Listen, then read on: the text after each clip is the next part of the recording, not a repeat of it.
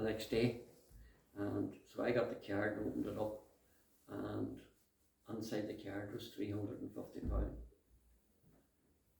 And I jumped the car straight up and stuck it in the bank, and I thought, boy, that was close. But Lord, you paid this one. What about the next one? What am I going to do? How are you going to sort this out for me? No, it wasn't my great faith. It was his great faithfulness to me. And actually the next month I'd gone down to see his parents. I was going with my daughter, and I thought it was a bit early. I said, no, it'll do. I'll call into the town and I'll spend half an hour there, and then I'll go down, because they're firemen people. They'd be too busy to sit and entertain me. But as I was walking down the street, I heard this guy call over to me, and he says, Mickey. And he's a man I hadn't seen in maybe 9 or 10 years. And I went over to him, and he said to me, I'm glad to see you. He says, the Lord told me to come here the day that I would meet you. And I'm thinking, right, I hadn't even intended to stop. But he said to me, I says, what do you need to meet me for? And he reached under his pocket and he pulled out an envelope. He says, the Lord told me to give that to you. And he says, I have to go to get back to my work. And away he went. And there were €400 in it. And when I changed it into sterling, it was 350 sterling. Exactly to pay my mortgage. And that was 23 years ago. And God has never failed to meet my need. But there's still many of the promises of God yet to be fulfilled. But he was teaching me to trust him, to live by faith, that he would meet every need. It wasn't, see, I'm a very independent person.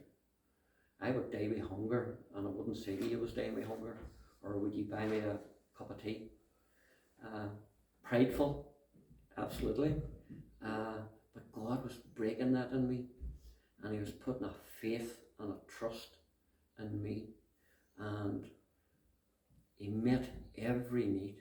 Now, I'm not just talking about mortgages, petrol for the car, insurance, any and every need when it comes. He meets absolutely every need in my life.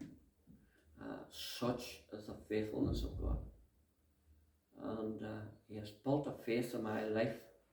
That they talk about faith that would move mountains. I now have a faith that would move mountains, because I can trust him. I trust his word. I believe. Part of the reason I struggle so much is everybody has a favourite verse.